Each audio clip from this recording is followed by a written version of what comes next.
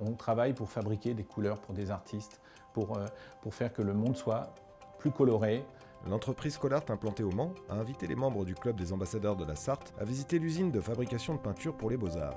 Thierry Collot, directeur général et chargé des relations extérieures de l'usine Mancel, nous reçoit.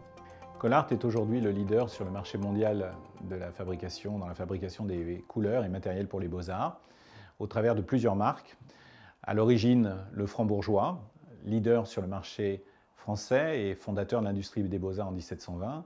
Winsor & Newton, basé en Angleterre historiquement et fondé en 1832. Et puis Liquitex, marque américaine, fondée en 1955 et spécialiste de l'acrylique sous toutes ses formes. Colart est aujourd'hui le leader sur ce marché et l'usine du Mans est le centre d'excellence de production et de logistique de ce groupe qui emploie à peu près 1000 personnes. Au Mans, nous sommes à peu près 350 personnes et avec des intérimaires, presque 400 personnes à l'année. En termes de production, nous représentons à peu près 80% des productions du groupe auquel nous appartenons et avec une très large majorité destinée à l'international, en particulier aux États-Unis, en Angleterre, qui avec la France sont les trois marchés majeurs de notre activité.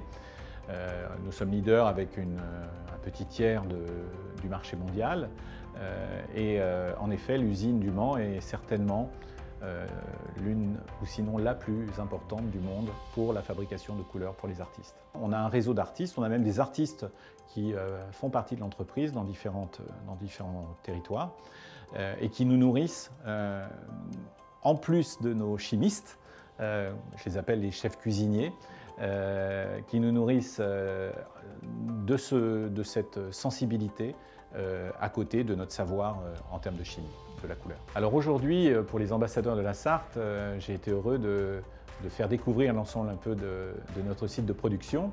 Nous sommes passés par le laboratoire où justement nous créons les formules, nous les fiabilisons, nous les adaptons aux réglementations en vigueur. Puis ensuite, on passe à la fabrication de la couleur, que ce soit les couleurs traditionnelles comme l'huile, l'aquarelle, la gouache, les encres pour la gravure, ou les couleurs dites modernes ou à base aqueuse comme les acryliques ou les gouaches pour tout l'univers de l'enfant, puisqu'on travaille également sur ce marché. Et après avoir vu la fabrication de la couleur, qui est d'une certaine manière artisanale et industrielle, et qui est nourrie de beaucoup de savoir-faire aussi au niveau des opérateurs qui la réalisent, on est passé au conditionnement où là on passe dans des phases assez industrielles, puisqu'il faut conditionner aussi bien des petits tubes en alu que des gros pots en plastique.